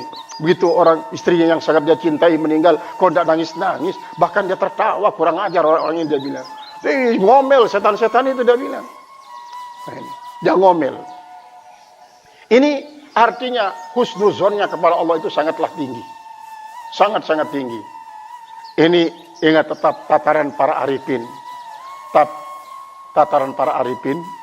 Sehingga jika terjadi pada satu saat sesuatu yang tidak kita inginkan sama sekali, maka kita wajib husnuzon kepada Allah. Pasti itu merupakan sesuatu yang terbaik diberikan kepada kita atau mungkin kepada orang lain. Walaupun mungkin itu suatu perbuatan yang sangat-sangat memalukan misalnya. Sangat-sangat memalukan, sangat tercela menurut syariat. Tapi menurut Allah pasti ada maksud Allah yang terbaik yang tidak bisa kita bayangkan. Itu sebabnya hakikat daripada pelajaran tasawuf ini adalah dia mengajak kita untuk memandang sesuatu sampai melewati apa yang zahir. Jangan sampai membataskan pelihatan itu hanya kepada yang nampak. Tapi apa yang ada di balik yang nampak itu, itulah yang menjadi batas. Maka itu sebabnya oleh para sufi mengartikan innallaha la yanzuru ila suwarikum wala ila ajsadikum wala ila aswabikum walakin yanzuru ila qulubikum. Para sufi mengatakan Allah tidak memandang sebatas rupamu yang tampan sekarang ini. Tidak memandang sebatas pakaianmu yang baik ini. Tetapi Allah memandang sampai hatimu. Sampai hatimu. Artinya, hati ini memang perlu kita manage dia dengan sebaik-baiknya. Dan para sufi mengatakan kendaraan yang paling cepat bisa menyampaikan kita wusul kepada Allah Subhanahu wa taala adalah itu. Zikir mampi musbat. Tetapi menurut mereka zikir mampi musbat itu bukan seperti yang kita ucapkan la ilaha illallah, la ilaha illallah, tapi itu hu Allah. Yaitu ketika hu itu adalah musbat, Allah keluarkan napas, itulah dia yang mampi. Yang mampi. Jadi kendaraan yang paling mulus perjalanannya untuk mengantarkan kita kepada Allah adalah zikir napas itu mereka. Tapi ada juga yang dimaksudkan dengan zikir napas dalam hal ini, menghiasi kendaraan kita berupa napas yang cepat menyampaikan kita kepada Allah Subhanahu wa taala adalah ketika napas kita ini keluar masuknya adalah dengan kalimatut thayyibah. Termasuk dengan membaca zikir, membaca istighfar, selawat, tasbih, tahmid. Itulah yang menghiasi napas kita yang keluar masuk ini. Bukan kita biarkan lolos tanpa ada kalimatut thayyibah. Kalau kita biarkan lolos begitu saja kan berarti tidak ada perhiasannya. Termasuk dalam hal ini adalah ketika kita memberikan pengajian, berikan ceramah. Bayangkan berapa napas yang kita keluarkan selama sekian jam. Berapa napas yang kita keluarkan, kita masukkan. Ini semuanya adalah dihiasi oleh kata-kata yang keluar dari mulut kita. Itu yang menghiasinya. Ini menurut versi salah satu sufi. Jadi menurut satu versi ini berarti silakan melapaskan kalimatut thayyibah sebanyak-banyaknya apapun bentuknya beraneka warna, sehingga bagikan bunga yang beraneka warna di taman yang kau rangkai menjadi suatu pemandangan yang sangat indah, silahkan. Itu versi daripada zikir jahar. Sedangkan yang zikir sir itu cukup dia dengan mengandalkan napas saja. Bahkan tidak membiarkan napas itu lolos, tapi dia mengatakan, jadi ada suaranya. Sekalipun tidak dikeluarkan dari mulut, dia ada suaranya. Itu yang menjadi apa? Itu napas Allah, napas Ahmad, napas Adam, kata mereka. Napas Allah, napas Ahmad, napas Adam. Sehingga nanti Nur Ahmad berbeda dengan Nur Muhammad. Nur Ahmad itulah perpaduan antara ruh dengan nyawa, dengan napas. Dengan Nur Muhammad itu adalah raga yang kelihatannya kasar memang. Nah, ketika nanti terpadu antara Nur Ahmad dan Nur Muhammad, begitu dia meninggal, sudah gaib dia. Begitu masukkan di dalam korong batang, sudah yang tersisa adalah kereng putihnya saja. Itu yang sudah terpadu antara Nur Ahmad dengan Nur Muhammad oleh pengertian para sufi. Nah, itu sebabnya mereka mengatakan, karena selalu menatap ini ya, kalau orang yang menjalani sufi baru sampai kepada makom tarekat, dia memang meninggal dunia dalam keadaan husnul khotimah. Tapi kalau dia sudah mulai kepada hakikat, begitu dia meninggal, semua ini sudah tidak kelihatan. Lubang yang ada pada raganya itu tidak kelihatan.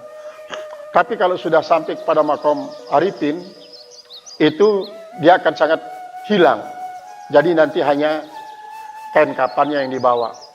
Lalu mereka itu menafsirkan kain kapan itu apa? Ini kan pernah dulu ditanya itu Hatim Al-Asam. Hatim Al-Asam yang juga diceritakan di dalam apa? Di dalam Nasihatul Ibad itu ya.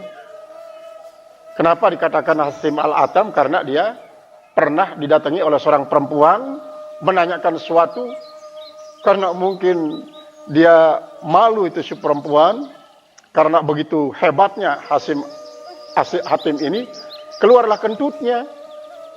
Keluar kentut jadi dengar oleh Hatim. Tapi supaya perempuan tidak larut dalam rasa malu, Hatim ingin untuk memberikan pengakuan pada perempuan ini bahwa saya tidak mendengarkan dia kentut. Apa yang kau akan tanyakan besar-besar suaranya? Padahal tadi dia sudah bertanya dengan satu lapas yang cukup besar. Maksud daripada Hatim untuk memperbesarkan suaranya supaya perempuan ini yakin bahwa Hatim tidak mendengarkan bahwa dia kentut. Akhirnya kan, oh begitu besar suara saya dan dengarkan sama Tuhan saya, apalagi kentut saya. Jadi sudah hapus rasa malu katanya. Nah, itu hapus rasa malu. Ketika ditanya Hatim Al-Asam oleh setan, Tuan Syekh, zikir saja kerjaannya. Makanan kau apa? Tempat tinggal kau di mana? Pakaianmu apa? Kalau saya, makanan saya mati. Tempat tinggal kamu dikubur. Pakaian kamu kain kapan? Lari setan ini. Dia lari setelah mendengarkan jawaban daripada Hatim Al-Asam. Kenapa? Saya setiap hari merasakan betapa sakitnya yang namanya proses kematian. Apalagi saya Rasulullah sendiri, begitu dia diproses kematian oleh malaikat Israel, sampai malaikat Jibril memalingkan pandangannya, tidak sanggup, tidak tahan melihat Rasulullah yang begitu kesakitan ketika dikeluarkan ruhnya oleh Allah Subhanahu wa taala.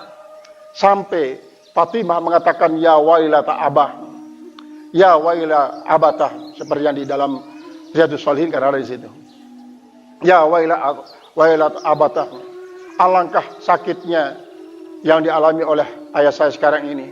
Saya Rasul mengatakan, la waila li abaki ba'dal yaum ya Fatimah.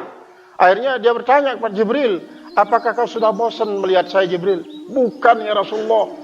Hamba ini tidak tega melihat Rasulullah yang begitu kesakitan ketika dikeluarkan ruhnya. Sampai dia ngerutu malaikat Jibril kepada Israel. Kenapa kok kamu mengeluarkan Rasulullah begitu sampai kesakitan? Ini sudah tidak ada lagi yang lebih ringan dari ini, dia bilang. Tidak ada lebih ringan daripada ini. Nah, itulah yang diingatkan oleh Hatim. Makanya saya selalu mengingatkan betapa sakitnya mati. Itu jadi makanan saya katanya. Akhirnya iblis itu lari tunggang langgang. Tempat tinggal saya kubur. Kalau yang sementara ini, itu bukan tempat yang abadi, kubur. Di kubur itu saya akan sengsara. Pakaian saya kain kapan, dia bilang. Itu menyebabkan setan-setan pada lari daripada Hatim Al-Asam. Nah, ini adalah merupakan suatu yang memang husnuzon adalah sangat penting. Kalau sudah husnuzon kepada Allah Subhanahu wa taala, apapun yang diberikan oleh Allah, kita akan meyakini dia sebagai suatu tanda cinta Allah kepada kita. Qala Abu Muhammad bin Abdul Aziz Al-Mahdi telah berkata, Abu Muhammad bin Abdul Aziz Al-Mahdawi radhiyallahu taala anhu, mudah-mudahan Allah Subhanahu wa taala redha daripadanya.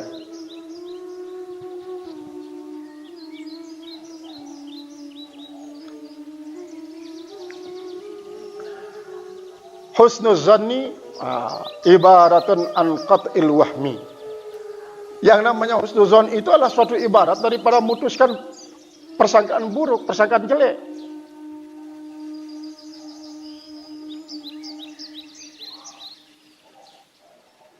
Jadi yang namanya husnuzon adalah lawan daripada suuzon, katanya. Ayyakuna aw la yakunu, bahwa dia ada atau tidak ada. Li'annal wahma, karena bahwasanya persangkaan buruk itu qatilun, itulah pembunuh. Wa huwa liwaqtin tsanin, dan dia adalah untuk waktu yang kedua. Pamata a'taita udhunaka wal alwahma, maka kapan saja kau berikan akan telingamu al-wahma, akan suatu persangkaan jahat, halakta, pasti kau akan binasa, wahdaka, sendirianmu. Wa kadzalika al-isgha'u bil uzuni ila syaitan, begitu juga dengan memasang perhatian dengan telinga-telinga kepada setan, wan nafsi, dan kepada nafsi. Jinsun wahidun, itu merupakan satu jenis. Ini kata daripada para ulama. Ini beruntung kita pada bulan Ramadan itu, katanya. Kita bisa tahan tidak makan selama 13 jam karena tidak ada setan yang menggoda. Karena semuanya sudah dikajang oleh malaikat Jibril. Katanya Jibril begitu datang ini tanggal 1 bulan Ramadan, disuruh dia cari setan-setan itu di mana saja dia bersembunyi, cari dia. Kemudian borgol tenggelamkan dia di dasar lautan supaya tidak ada yang mengganggu umat Muhammad yang sedang beribadah. Akhirnya tidak ada, katanya, yang bisa menggoda kita. Begitu juga apapun yang menarik perhatian kita, yang menarik perhatian kita tidak akan membuat kita tergoda, karena tidak ada setan yang memperalat dia untuk menggoda kita. Ini yang masih muda-muda, pasangan suami istri yang masih muda, walaupun di kamar hanya berduaan, berbuka-bukaan, tapi tidak tergoda. Kenapa tidak ada setan yang memperalatnya untuk menggoda kita? Nafsu, dia lumpuh sebenarnya nafsu itu, dengan sebab haus lapar yang kita tahan. Itu sebabnya ketika Allah merendam nafsu itu 3000 tahun, dibakar untuk mengakui Allah sebagai Tuhannya dan dia sebagai hamba Allah, dia tidak mau, walaupun sudah dibakar 3000 tahun. Direndam dia 3000 tahun juga tidak mau mengakui Allah sebagai Tuhannya dan sebagai hamba Allah.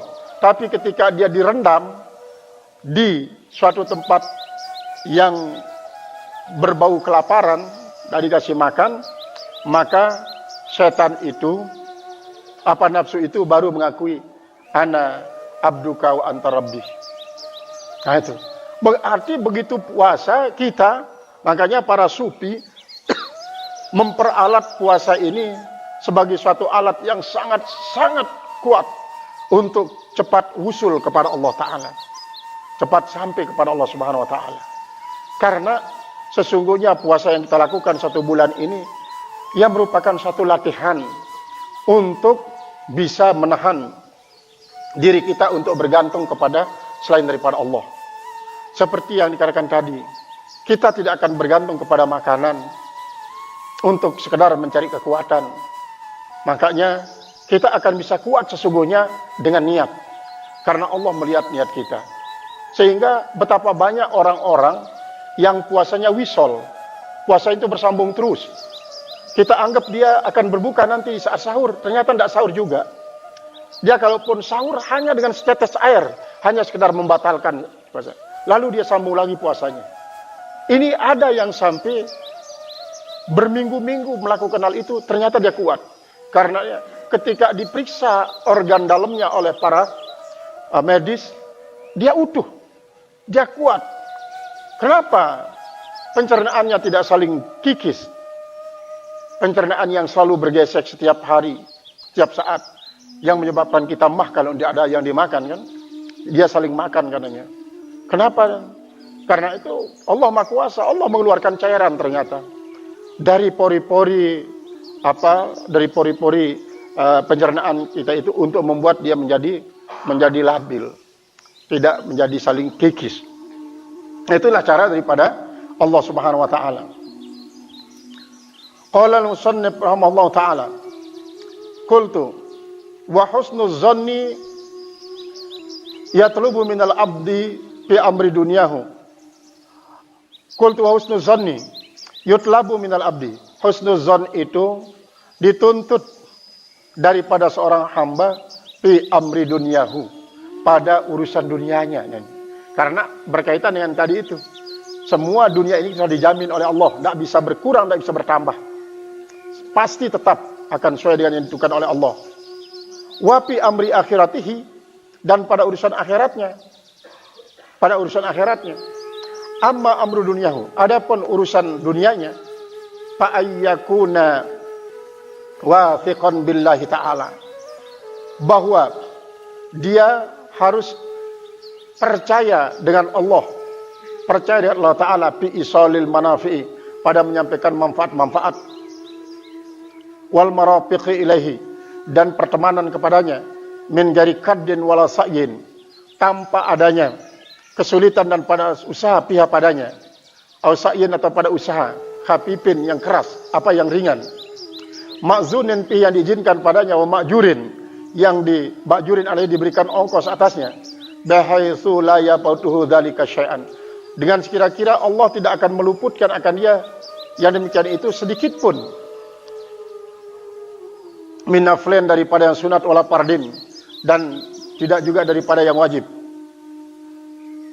Fayujibu lahu dzalika sukunan, maka yang mewajibkan baginya yang demikian itu adanya ketenangan, warahatan, dan istirahat fi qalbi, pada hatinya, wa badinihi, dan pada badannya.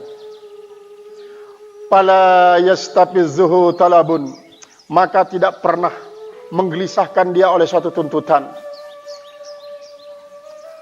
Wala yuz'ijuhu sababun, tidak pernah mengejutkan dia oleh suatu sebab. Wa amma amru akhiratihi, dan adapun perkara akhiratnya, fa ayyakuna kawiyar raja'i, maka dengan cara bahwa dia kuat-kuat berharap. Ini kalau pada ibarat yang kita baca tadi tentang wa taksiruka bima tuliba angka, dan membuat kau menjadi lengah pada sesuatu yang dituntut daripadamu. Nah, kalau kita kaitkan dengan husnuzon di sini, husnuzon kepada dunia, kita husnuzon kepada Allah Ta'ala akan memberikan kepada kita apa yang sudah ditetapkan. Sedangkan kepada urusan akhirat tidak boleh begitu. Tidak hanya dengan dengan berkeyakinan Allah pasti akan memberikan kita apa yang sudah ditetapkan. Walaupun memang pasti apa yang ditetapkan itu akan diberikan oleh Allah kepada kita, tetapi kita harus paling tidak mempunyai raja, punya harapan. Kalau dunia, kalau hal yang berkaitan dengan dunia, berharap pun silahkan, bila perlu tidak usah berharap. Kalau dunia karena sudah dijamin. Kalau akhirat, jangan sampai tidak berharap. Ini artinya apa? Berharap untuk mendapatkan usul kepada Allah di akhirat nanti adalah bukanlah sesuatu yang mengurangi husnuzon kita. Itu. Masih tetap kita dikatakan husnuzon kalau kita berharap kepada Allah. Artinya kalau ada khawatir misalnya, khawatir kalau Allah masukkan ke dalam neraka, khawatir kalau Allah tidak masukkan ke dalam surga, kekhawatiran ini tidak menyebabkan kita dikatakan tidak kurang husnuzon kita kepada Allah. Tetap kita dikatakan husnuzon yang berkaitan dengan akhirat. Makanya coba di dalam Uspuriyah itu dibaca di situ tentang kekhawatiran daripada Khulafaur Rasyidin terhadap apa yang akan dialami di akhirat nanti. Sampai ada yang mengatakan, kenapa saya tidak dikatakan jadi sayur mayur saja, lalu saya petik, saya direbus, dimakan oleh manusia. Ada yang mengatakan, kenapa saya tidak dijadikan sebagai debu saja, atau kenapa saya dijadikan hewan lalu disembelih lalu dimakan oleh manusia. Dalam Uspuriyah itu ada disebutkan di sana. Itu menggambarkan bahwa soal akhirat itu kita memang betul harus perjuangkan. Harus perjuangkan. Dan perjuangan kita secara sekuat tenaga tentang akhirat itu tidak mengurangi husnuzon kita kepada Allah Subhanahu wa taala. Nah, itulah bedanya. Husnuzon kita tentang urusan dunia dan tentang urusan akhirat. Qala al-musannif rahimahullah subhanahu wa ta'ala wa qala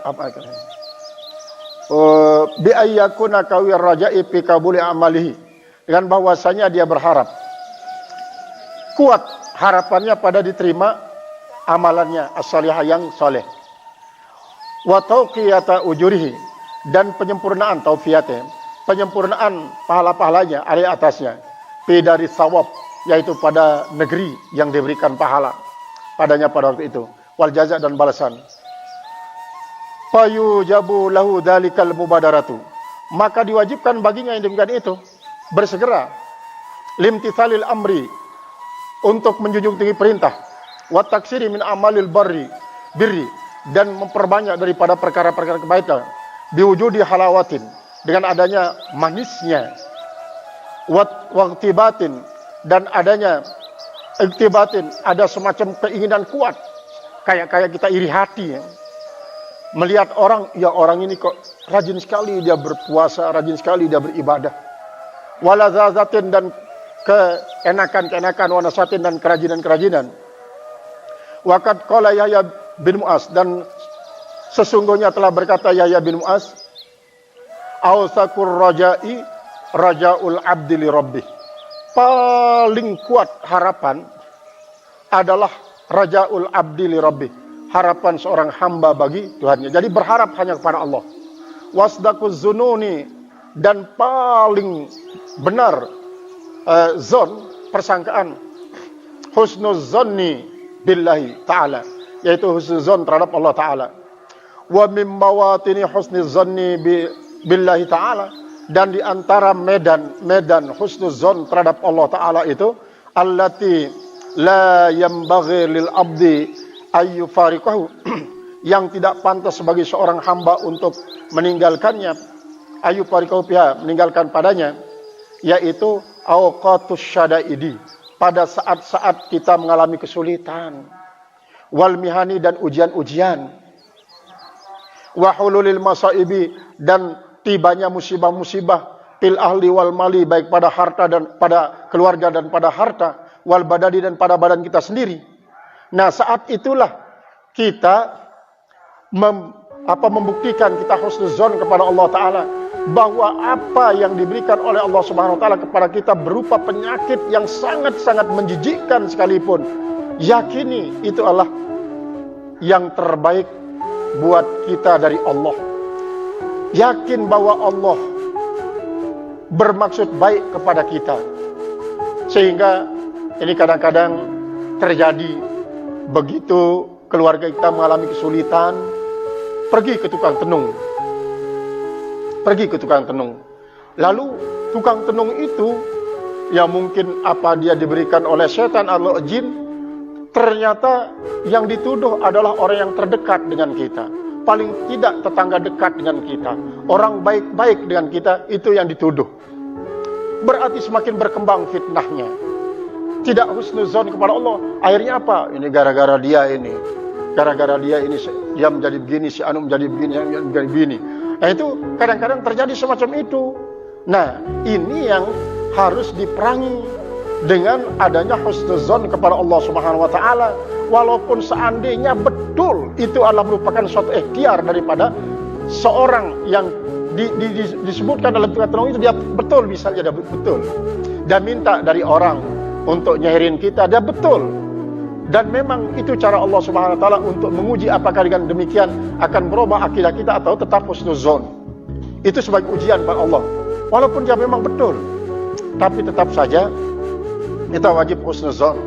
Pasti Allah bermaksud untuk memberikan kita yang terbaik dengan cara semacam ini lewat dia yang menyengsarakan hakikatnya Allah Subhanahu wa taala. Qala al-musannif rahimahullah taala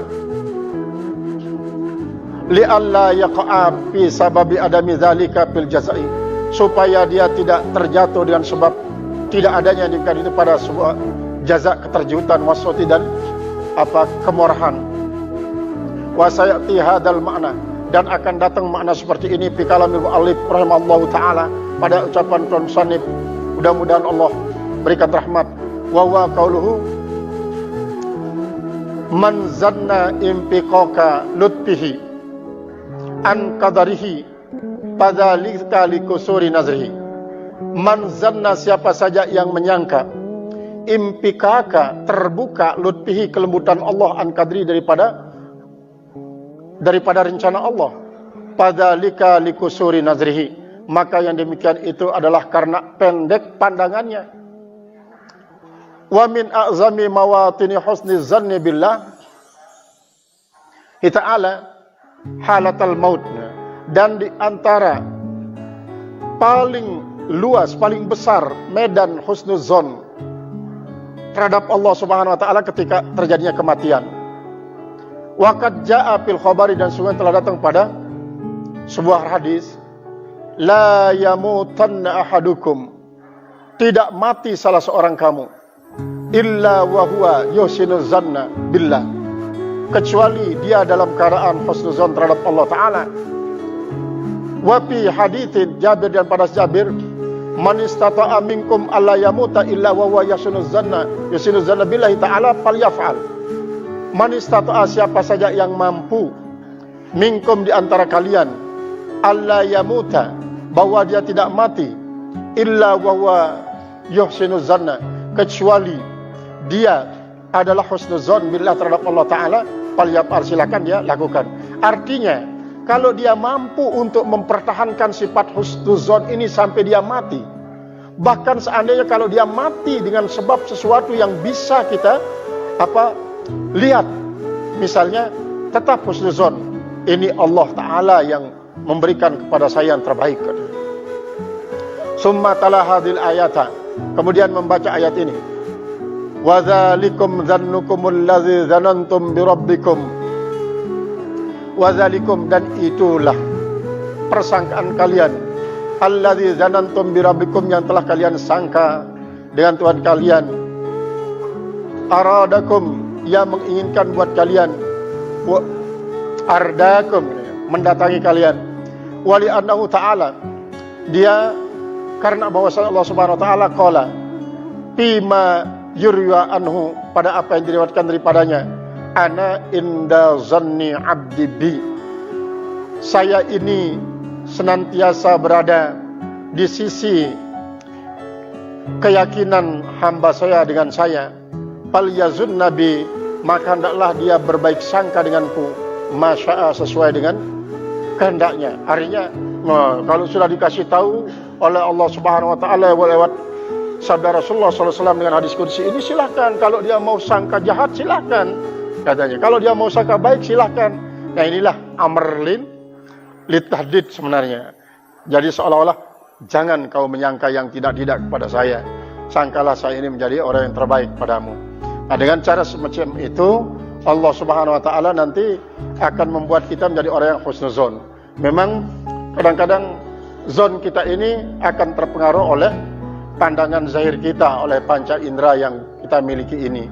Mudah-mudahan dua hikmah ini dapat menginspirasi kita untuk menjadi hamba Allah yang tidak pernah bergantung kecuali kepada Allah, yang tidak pernah menyangka kecuali dengan persangkaan baik kepada Allah Subhanahu wa taala. Jangankan bersangka buruk kepada Allah, bersangka buruk kepada sesama makhluk saja jangan, karena itu semuanya diatur oleh Allah Subhanahu wa taala. Mudah-mudahan dengan cara ini kita ingin untuk bergabung bersama orang-orang yang dicintai oleh Allah dan mereka pun cinta kepada Allah Subhanahu wa taala. Dan mudah-mudahan apa yang kita lakukan ini menjadi salah satu bukti bahwa kita sangat menginginkan apa yang sudah diberikan oleh Allah kepada para aulianya, kepada para anbiya'nya dan kepada para ulama'nya. Dan mudah-mudahan dosa-dosa kita terampuni. Dan yang paling kita harapkan adalah Pondok Pesantren Al-Halimi yang kita diwarisi oleh para pendahulu kita ini, mulai dari yang kita Al-Maghfurah Tuan Guru Haji Abdul Halim sampai kepada kita sekarang ini, menjadi pondok pesantren yang membanggakan mereka, membanggakan para pewaris-pewaris ini yang mengamanahkan pada kita ini. Mudah-mudahan kita tidak termasuk menjadi pewarisnya yang mengecewakan beliau, sehingga mereka senang dan gembira di alam barzahnya. Mudah-mudahan semua yang seperti yang kita katakan pada pengajian dahulu, bahwa zuriyah daripada beliau itu adalah zuriyah pertama namanya zuriyah nasabiyah, yang kedua adalah zuriyah talabiyah. Zuriyah nasabiyah ini adalah yang merupakan silsilah, yaitu waris secara turun-temurun. Zuriyah talabiyah adalah para murid-murid daripada beliau. Semua ini adalah tidak ada bedanya, tidak ada bedanya. Karena begitu juga Rasulullah sallallahu alaihi wasallam. Mari kita mohon kehadirat Allah Subhanahu wa taala, ya Allah, jangan Kau jadikan keinginan keras kami untuk masuk surga menjadi hijab antara kami dan antara Engkau. Jangan Kau jadikan kisah-kisah kecantikan para bidadari menjadi hijab antara kami dan antara Engkau. Tetapi jadikan semua itu sebagai instrumen untuk bisa menyampaikan kami kepada Engkau. Bukan surga tujuan akhir kami, ya Allah. Bukan kebahagiaan surga menjadi tujuan kami, ya Allah. Bukan takut neraka yang menjadi pendorong kami beribadah kepada Engkau, ya Allah. Tapi hamba ini adalah hamba-hambamu yang ingin selalu dekat dengan Engkau dalam suasana suka maupun duka. Rabbana taqabbal minna salatana wa siyamana wa qiyamana wa ruku'ana wa sujudana wa tasbihana tahmidana takbirana tahlilana wa tamim taksirana. Rabbana inna nas'aluka an taj'ala siyamana siyamal muqarrabin wa siyamal muhibbin wa an taj'ala qiyamana qiyamal muqarrabin wa qiyamal muhibbin wa la taj'al qiyamana wa siyamana qiyaman wa siyamal ghafilin al mardudin wa qiyamal ghafilin al matrudin birahmatika ya arhamar rahimin. Rabbana atina fid dunya hasanatan wa fil akhirati hasanatan wa qina adzabannar. Walika subhana rabbika rabbil izzati amma yasifun. Wassalamu alal mursalin walhamdulillahi rabbil alamin. Al-Fatihah.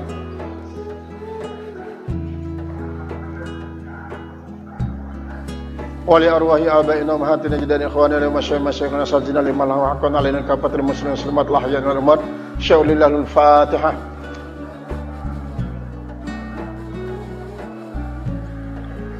Kita mohonkan juga kepada Allah semua para pendiri Pondok Pesantren Al-Halimi yang pernah berpartisipasi walaupun hanya dengan segegam pasir, dijadikan kuburnya menjadi taman di antara taman-taman surga, bergabung bersama para ulama-ulama kita, bergabung bersama para pejuang-pejuang Islam yang telah berkorban di medan perang dengan menumpahkan darah dengan pedang. Bi barakatil Fatihah.